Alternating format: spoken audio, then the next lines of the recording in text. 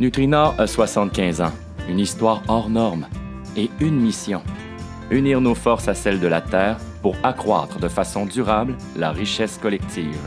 Racines et récoltes est un balado qui vise à faire connaître un peu mieux Nutrinor à travers son histoire, ses 1034 membres et ses 1000 employés.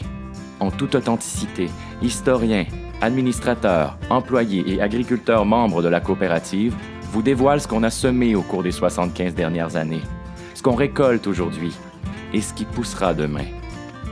Bienvenue à Racines et récoltes. Mon nom est Michel Blackburn, je suis conseiller en communication numérique chez Nutrinor et j'aurai le bonheur de recevoir une panoplie d'invités qui ont laissé leur trace à la coopérative. Bonne écoute! Bienvenue dans ce 7e épisode de Racines et récoltes. Aujourd'hui, il sera question du domaine des commerces de détail. J'aurai la chance de m'entretenir avec M. Benoît Lachance, qui nous parlera de l'évolution des commerces de détail chez Nutrinor, et avec M. Éric Defoy, vice-président commerce de détail, qui nous parlera de la structure actuelle et de l'avenir. Bon épisode!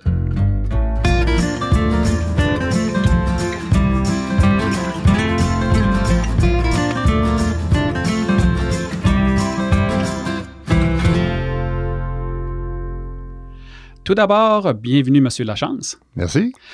Vous avez été à l'emploi de Nutrinor de 2005 à 2023, si je ne me trompe pas. C'est en plein ça. Vous avez occupé divers postes, dont VP Quincaillerie. Aujourd'hui, à la retraite, il nous fait plaisir de vous inviter à parler de l'évolution des commerces de détail chez Nutrinor. Bienvenue. Et surtout, merci d'avoir accepté l'invitation. Avec plaisir.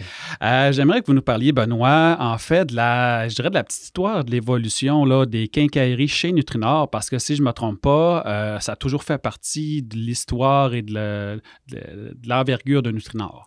En fait, les quincailleries sont arrivées chez Nutrinor dans les années 70, plus précisément à Saint-Bruno. OK. Donc, Nutrinor avait fait l'acquisition à ce moment-là de une espèce de coopérative qu'il y avait à Saint-Bruno, donc il y avait une quincaillerie, une épicerie. Et avec le temps, on a vraiment maintenu toutes les opérations de quincaillerie. C'est greffé à ça en 93, la quincaillerie de Saint-Cœur-de-Marie. Ouais. Donc, qui, elle, était vraiment là, en opération. On l'a intégrée parce que Nutrinor a toujours une philosophie, je dirais, pour être en proximité avec ses membres. Donc, c'était surtout des quincailleries de petits marchés dans les municipalités, effectivement, avoisinantes, là, au niveau des producteurs agricoles.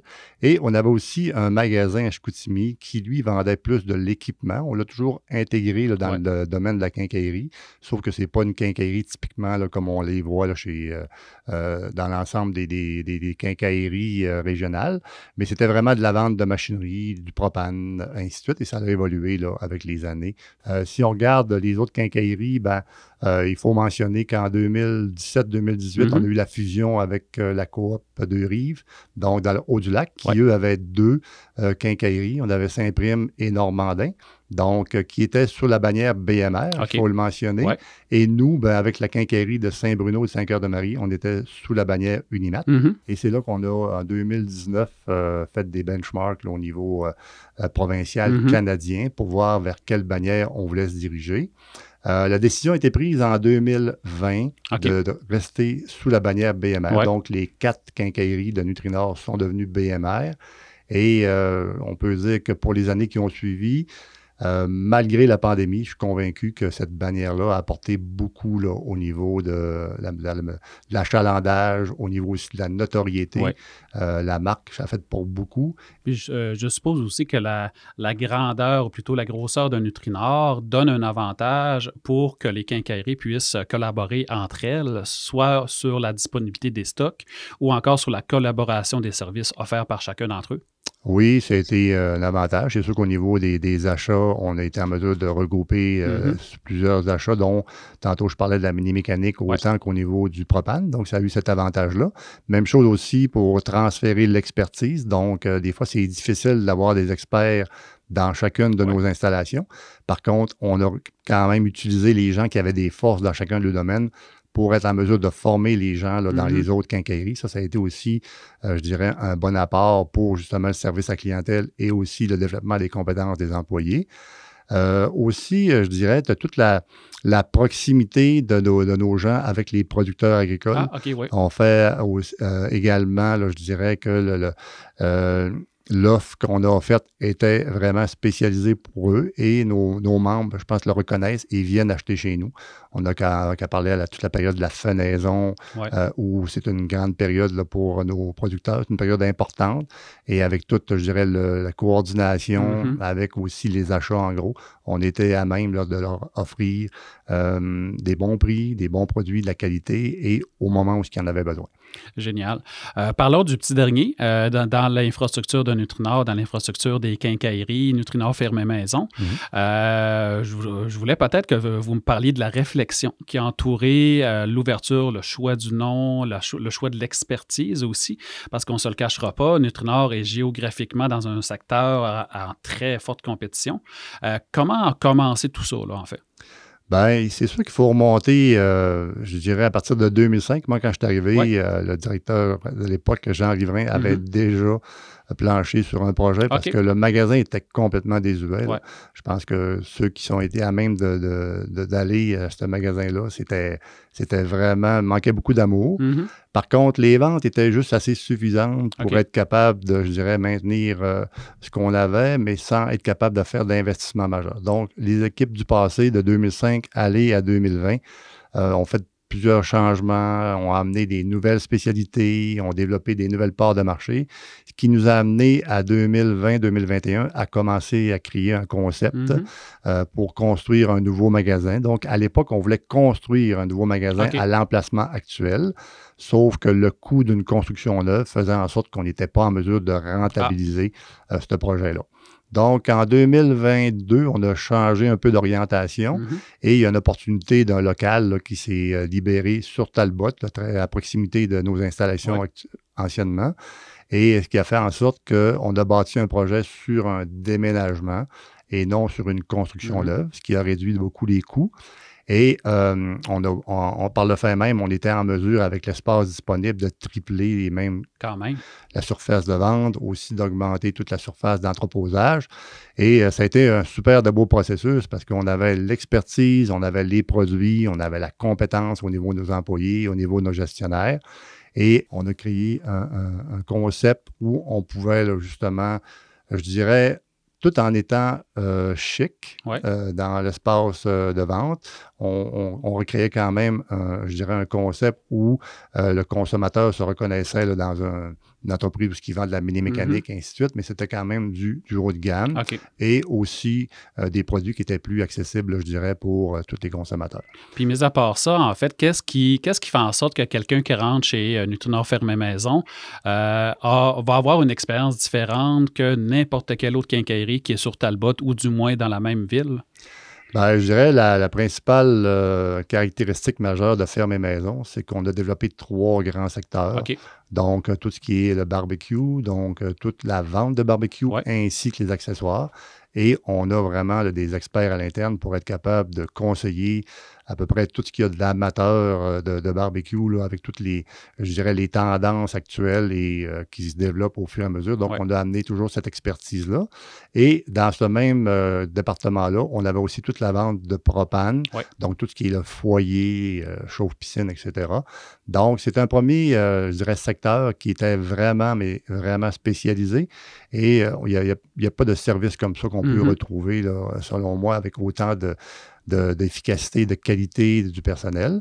L'autre secteur était toute la partie agricole, donc avec toute, je dirais, l'historique de Nutrinor, on a vraiment une connaissance approfondie avec tout le domaine de l'agriculture. Donc, on est capable d'offrir un service encore là qui est très, très, très spécialisé, pointu ou très général en fonction du besoin. Et finalement, toute la mini-mécanique. Donc, on vend beaucoup là, autant des souffleurs à neige que les tracteurs à pelouse, les tondeuses, scie mécaniques, etc. Tout ce qui peut englober la famille de la mini-mécanique. Et en étant des spécialistes de la vente et de la réparation, c'est encore un créneau là, qui était propre à Nutrinor, qu'on est venu exploiter et qui nous a permis à ce moment-là de démarquer en fonction d'une compétition, comme tu le dis, qui est très, très grande au niveau de la vente, mais au niveau de la spécialisation, du service conseil, c'est vraiment unique là, à Ferme et Maisons. On a parlé, Benoît, des gros chantiers là, à l'intérieur des quincailleries chez Nutrinor, mais ça, on parle de vos moments marquants dans votre parcours chez Nutrinor. On pourrait résumer ça à quoi, par exemple? Bien, c'est certain que je dirais le premier gros chantier qu'on a fait, c'est la construction de Saint-Bruno en 2013. Par contre, quelque chose qu'il faut absolument préciser, c'est qu'en 2016, comme j'ai dit tantôt, les temps étaient difficiles encore pour la quincaillerie. On était sous l'ancienne bannière Unimat. Et encore là, la réflexion se poursuivait. Est-ce qu'on continue avec les quincailleries? Et dans le cadre d'une négociation en 2016, on a demandé aux employés de nous aider pour la poursuite des opérations. Donc, ça a été des moments déchirants parce qu'on demandait aux employés de réduire, je dirais, le salaire, de réduire aussi les acquis qu'il y avait pour une certaine période. Ça n'a pas été la négociation la plus heureuse, mais les gens ont accepté en sachant qu'il y avait une volonté de notre part de mettre les efforts aussi pour améliorer la situation dans le futur. Donc, pour moi, ça, c'est chapeau. Ça a démontré un grand sentiment d'appartenance de la part de ces employés. Un grand engagement. Effectivement. Si on parle de votre travail au cours des années, j'aurais tendance à vous poser la question, la simple et bonne question. Qu'est-ce que vous avez fait? Qu'est-ce qui vous a fait aimer votre travail? Qu'est-ce qui vous a fait surtout apprécier le fait de travailler à l'intérieur de la coopérative? Ben, moi, j'ai un passé qui, je dirais, avec un développement des compétences et de l'expertise que j'avais qui coïncidait vraiment avec où était rendu Nutrinor quand je suis rentré en 2005. Donc, on était dans une période de redressement. C'était pas facile à l'époque. Et c'était dans un but, justement, de bien replacer les choses. Après ça, de repartir vers une croissance. Donc, c'est ce défi-là, même s'il pouvait sembler difficile au départ, m'a intéressé. Yves Girard, directeur général de l'époque, avait constitué une équipe pour justement faire de Nutrinor ce qu'elle est aujourd'hui, ce qu'elle va continuer d'être. Et je vous dirais, c'est beaucoup ça qui m'a interpellé. On a vraiment, puis j'ai senti là, rapidement qu'au niveau des gestionnaires et des employés, qu'il y avait une volonté aussi de faire de cette coopérative-là je dirais, un joyau régional et aussi au-delà de la région, parce qu'on entend parler de Nutrinor dans la région, mais on entend aussi parler à l'extérieur de la région. Donc, ce défi-là m'a vraiment intéressé. Au départ, c'était plus difficile parce qu'il y avait des restructurations, des réorganisations. On a fermé des entreprises. On en a, je dirais, réorganisé d'autres. Mais avec la finalité qu'on sait tous là, que Nutrinor a pris son envol là, ensuite par les années 2007 et les suivantes. Continuons dans cette lancée-là. En fait, si je vous parle de la coopérative aujourd'hui de Nutrinor, qu'est-ce que ça signifie pour vous? Maintenant, là, je dirais presque jeune retraité. Autant au niveau de lorsque vous étiez au travail que là, de maintenant de l'externe, peut-être ça l'a donné une nouvelle réalité. Ça voudrait dire quoi, Nutrinor, pour vous? Ben, pour moi, Nutrinor, c'est vraiment une entreprise qui représente, je dirais, toute la fierté là, de la région. Hein. Je pense qu'on se fait souvent qualifier, les gens du Saguenay-Lac-Saint-Jean, comme des gens fiers, des gens qui sont des bâtisseurs, des gens qui innovent. Et je pense que ça a toujours marqué Nutrinor et ça le marque encore. C'est une entreprise qui était agile, qui est agile et qui doit demeurer agile. Souvent, de l'extérieur, on peut voir Nutrinor comme étant des petites entités. On parle de l'agro, ainsi de suite. Moi, je considère que c'est une moyenne entreprise, mais qui a un potentiel très grand de se démarquer, que toute la fierté, l'engagement et la responsabilisation de nos employés font en sorte que Nutrinor a encore un bon potentiel de développement. Et moi, de l'extérieur, j'ai toujours été, de l'intérieur, j'ai toujours été fier d'être un membre de Nutrinor, de participer, je dirais, à tout ce beau projet-là qui a pris forme et qui se continue. Et de l'extérieur, j'avais déjà fait une fête de 25 ans pour les années de service de nos employés. Et pour ne pas le nommer, Mario Lemelin avait mentionné dans son discours que pour lui, il y avait comme le crest ou le logo de Nutrinor tatoué sur le cœur. Moi, je me dis, quand on a fait 18 ans chez Nutrinor, cette image-là me rejoint beaucoup. Donc, je suis demeuré avec Nutrinor sur le cœur. Et aujourd'hui, je suis encore un très bon ambassadeur. J'ai vraiment, je dirais, je suis ce que Nutrinor devient et j'espère qu'elle va pouvoir continuer là, pour des années et des années à rester et à demeurer un chef de file dans ces domaines. On le souhaite tous. Alors, Benoît Lachance, merci beaucoup d'avoir accepté de faire cette balado avec nous. Ça fait plaisir.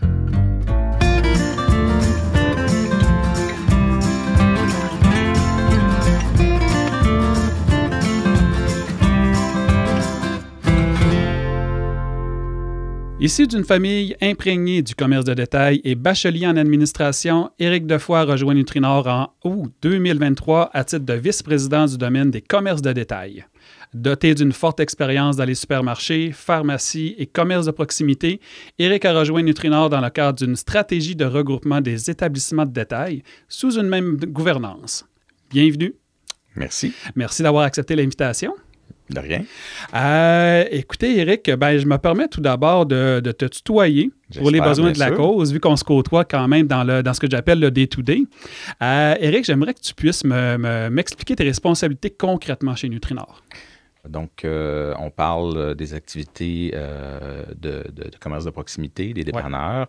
Ensuite, au niveau des quincailleries, on a aussi nos activités de restauration ou de services alimentaires que j'appelle. Oui. Donc, on a le restaurant de la Casse-Croûte Saint-Prime qui est dans notre unité d'affaires. Donc, le but était de regrouper tout ça et d'aller chercher le plus de synergie possible parce que les activités de détail, vendre des articles de quincaillerie ou des articles de consommation courante, ça revient au même... Oui, ce qui fait du sens. Au même préliminaire, on bâtit les stratégies de la même façon, en fait.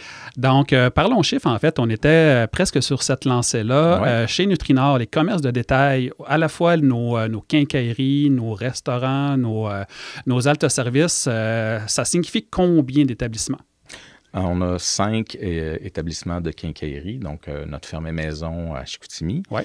Et on a 4 quincailleries sous bannière BMR à Saint-Prime, Saint-Cœur-de-Marie, Saint-Bruno et Normandin. Ouais. Donc, du côté des haltes services, parce que nos dépanneurs on leur donne la dénomination de halte service, ouais. C'est bien important. Donc, on en a 17 actuellement. Donc, ça veut dire aussi pour le bénéfice de nos auditeurs dans nos haltes services, qu'on pourrait appeler communément nos dépanneurs, il y a une différenciation entre la bannière d'essence et la bâtisse qui est le dépanneur. Tout à fait. Si on regarde là, dans l'industrie des dépanneurs, c'est d'abord l'essence ou les carburants qui ont fait naître ces commerces-là. Mm-hmm. Donc, souvent, ça va débuter par un poste d'essence, puis graduellement, ça grossit. On adjoint un service d'accommodation. Et si on regarde au fil des 20-30 dernières années, on a vu l'évolution des différentes bannières. Donc, c'est un peu la manière que ça évolue, en fait. Et continuons de parler d'évolution, parce qu'en fait, dans une compétition quand même féroce au niveau des commerces de détail, surtout si on parle des dépanneurs, comment Nutrinor se démarque par rapport à la compétition? En fait, tout l'exercice de se regrouper en une seule entité de détail visait à établir la meilleure stratégie possible pour affronter ce qu'on appelle le dépanneur de demain. Ouais. Parce que c'est un monde qui est en ébullition présentement. On sait que on va vendre de moins en moins d'essence. Les lois sont là pour 2035, donc on doit trouver des alternatives pour recycler ces ventes-là de pétrole qu'on ne fera plus. Donc oui, il y a l'électrification et tout ça, mais aussi par d'autres services pour attirer notre clientèle dans nos points de vente et de leur faire passer une expérience de magasinage agréable tout en rechargeant la voiture. Donc, c'est un peu comme ça qu'on essaie de se renouveler. Et il y a beaucoup qui va passer par l'offre de services alimentaires. Okay, donc, la restauration, dans le fond, notre objectif, c'est de développer des menus, une offre de services alimentaires qui est crédible, qui peut se mesurer à n'importe quelle grande entreprise de food service.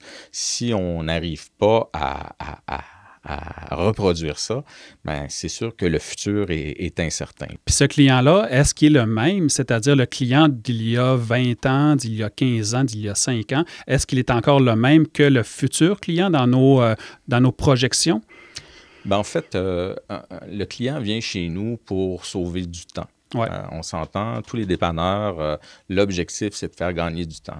On comprend que je peux aller chercher mon lait Nutrinor dans une grande surface, mais je vais avoir un 30-40 000 pieds carrés à marcher, me rendre à la caisse, tandis que dans un dépanneur, ben, c'est rapide. Fait que les plus grands du monde du commerce de proximité vont dire on vend d'abord du temps dans les dépanneurs. Fait que c'est une question de positionnement, d'emplacement et de réussir, dans le fond, à mettre le maximum de services sous un même toit pour faciliter là, le shopping de nos clients. Oui, puis je suppose aussi que c'est un avantage de faire partie du groupe de Nutrinor parce qu'on rend accessible nos propres produits via nos bannières. Oui, bien, c'est un élément qui va être important dans notre stratégie parce qu'effectivement, on va s'en servir pour se différencier.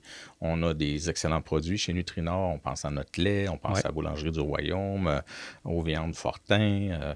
Donc, on a notre fromage frais du jour, bien sûr. Faisons un saut. Profitons-en pour aller dans nos restos, dans nos restaurants. Tu en as parlé du casse-croûte Perron à Saint-Prime. On a aussi Alami, connu, en fait, énormément connu on va dire, dans le secteur d'Alma pour la pizza Alami. Comment, en fait, on réussit à tirer notre épingle du jeu pour les deux commerces? Parce qu'en fait, dans un restaurant, on peut difficilement le gérer de la même façon qu'un dépanneur ou qu'une quincaillerie. Comment on réussit, en fait, à tirer notre épingle du jeu par rapport aux autres restaurants du coin de la rue ou de la même ville? Bien, faut réussir à se développer une notoriété puis une crédibilité. Okay. On s'entend que on part quand même avec un bon défi, parce que souvent, on va dire, bon, ben j'ai ramassé un sandwich de dépanneur ou dans le jargon, un bon sandwich de garage. Ouais. Donc, c'est sûr qu'on veut se détacher de ça. De la même chose, de la même façon qu'on vend du vin en dépanneur, puis quand on veut qualifier un vin de mauvais goût, on va dire, bon, un vin de dépanneur.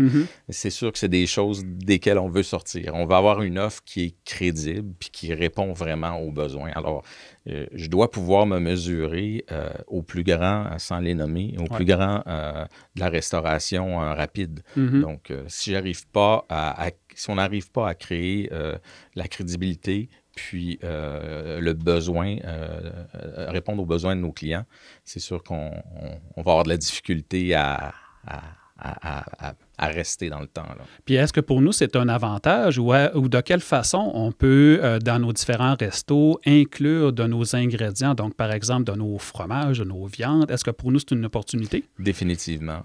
Définitivement. Je pense qu'il faut mettre en valeur nos produits de l'agroalimentaire. Ça fait partie des objectifs là, de déjà, notre positionnement. présentement, Ah, oui, tout à fait. On en discute déjà, que ce soit pour l'eau, le lait, le pain, tout ça.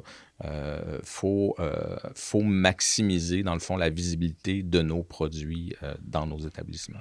Et est-ce que c'est planifié dans le futur que nos restaurants puissent faire des petits, comme je pourrais dire, pour d'autres établissements? En fait, quand on regarde des modèles plus développés dans des plus grands centres, je me plais toujours à dire que le dépanneur de demain, ben, il existe déjà. Hein. Si on va aux États-Unis, dans des grandes agglomérations, on retrouve des chaînes de dépanneurs avec des pizzerias à l'intérieur, avec des salles à manger, avec même de la crème glacée en libre service.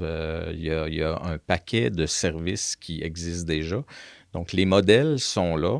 Le défi qu'on a ici au Québec, c'est l'achalandage. Parce que je veux bien mettre 5 machines à café, 3 distributrices de crème glacée libre-service, mais on est confronté à un trafic qui est assez minime quand on se compare aux autres grands centres. Le défi, bien, c'est de rentabiliser tout ça avec le trafic qu'on a.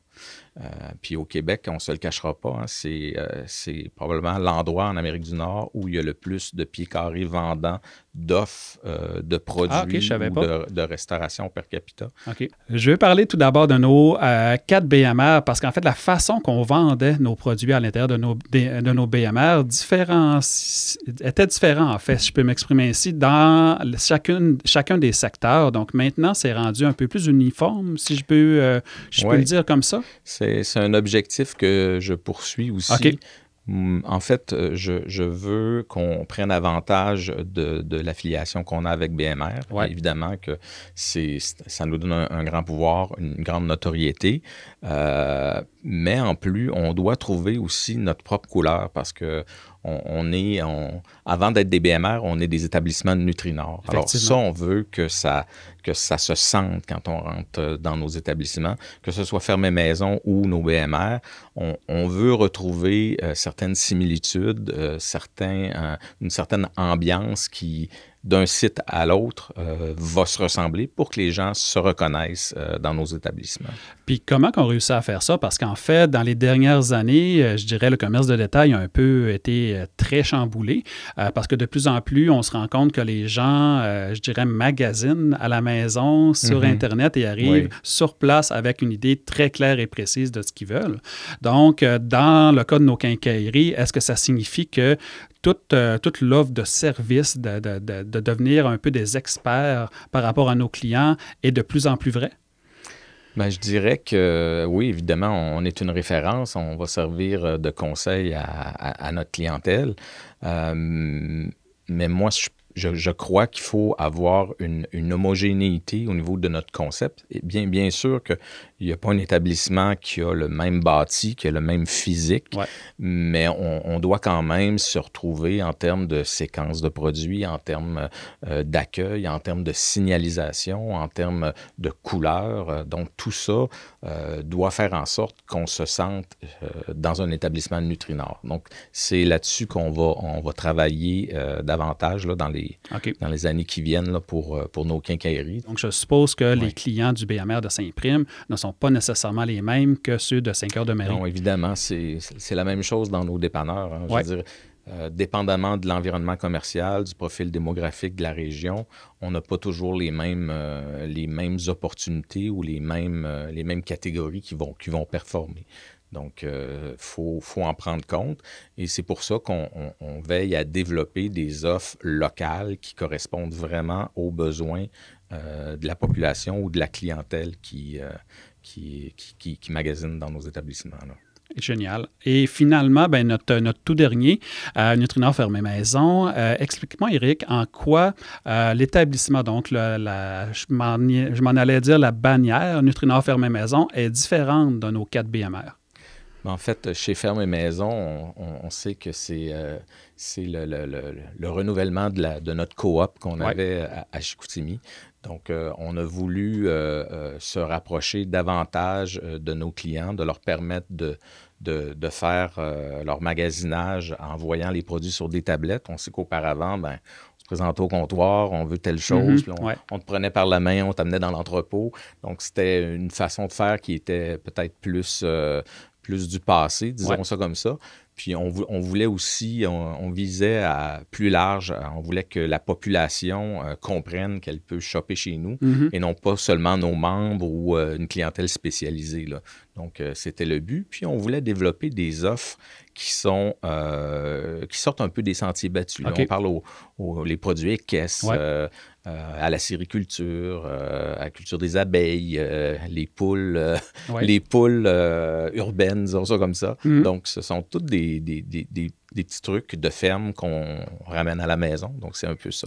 Puis, je suppose aussi qu'on a été à l'écoute de ces clients-là parce qu'on est, on ne se le cachera pas, dans une zone hyper achalandée, oui, au boulevard Talbot, mais où la concurrence est quand même très féroce. Absolument. Donc, je suppose qu'il a fallu aussi être à l'écoute pour savoir dans quoi qu'on peut se distinguer pour faire en sorte que ça soit un succès comme celui aujourd'hui. Oui, parce qu'on aurait très bien pu lancer un 5e BMR avec l'offre de matériaux, puis viser une clientèle plus commerciale, mais le marché de Chicoutimi est très contingenté en termes de quincaillerie et donc on voulait justement sortir des sentiers battus et avoir une offre qui était je dirais pas inusitée, mais qui sortait de l'ordinaire, disons ça. Puis qu'est-ce que ça veut dire, je dirais, dans le futur des quincailleries? C'est un domaine, je dirais, qui a été chamboulé dans les dernières années. Si on se projette dans un moyen long terme, en quoi les quincailleries vont peut-être changer ou en quoi il va falloir être plus agile au niveau des quincailleries pour continuer d'avoir une pérennité? on a à se concentrer énormément sur nos commerces de proximité. Ouais. C'est sûr qu'on n'entreprendra pas tous ces chantiers-là d'un coup. L'objectif au niveau de nos quincailleries, c'est de maintenir le momentum qu'on a. On a eu des excellentes années avec la pandémie, puis par la suite également, mais on sait que les débuts avant la pandémie, ça a été quand même assez difficile en termes de bénéfices et tout ça. Donc, on y va de prudence. Je pense qu'on a une superbe association avec BMR. Moi, ce que je vise pour les prochaines années, c'est de capitaliser là-dessus. On va continuer de voir Hugo Girard. Oui, tant mieux, oui. Écoute, Éric, j'aurais le goût de te poser la question. Pour toi, de travailler chez Nutrinor, donc dans une coopérative comme Nutrinor, qu'est-ce que ça t'a apporté de plus ou du moins, en quoi ça te rend fier? Bien, ça me rend fier de travailler chez Nutrinor parce que l'opportunité qui m'est donnée sont de deux natures. Premièrement, de mettre en pratique tout ce que j'ai accumulé dans ma carrière en termes d'expérience au niveau du commerce de détail pour refaire le modèle d'opération de nos dépanneurs. Ouais. Et la quincaillerie, c'est le seul channel auquel je n'avais pas encore touché dans ma carrière. Et c'était un souhait. Je me disais, hey, si j'ai la chance un jour de m'impliquer en quincaillerie, il me manque plus que ça. Après les pharmacies, les supermarchés, les dépanneurs, en termes de commerce de détail, c'est pas mal les plus grands. Là. Ouais. Donc, ça me rend particulièrement fier d'être chez Nutrinor aussi. Puis c'est un peu une reconnaissance aussi de tout ce que j'ai pu réaliser dans le passé. On voit ce que j'ai fait, on le reconnaît, puis on se dit, bon, ben, je pense qu'on a la bonne personne de qui s'accompagner là, pour mener ça à bien. Fait que... Génial. Alors, Éric Defoy, vice-président du domaine des commerces de détail, merci encore une fois d'avoir participé à cette balado. C'est très gentil. Merci beaucoup, Michel. Au revoir. Bonne journée. C'est ce qui conclut l'épisode 7 au sujet des commerces de détail de Nutrinor. Rendez-vous à l'épisode 8 de Racines et récoltes où il sera question d'agriculture durable. À bientôt.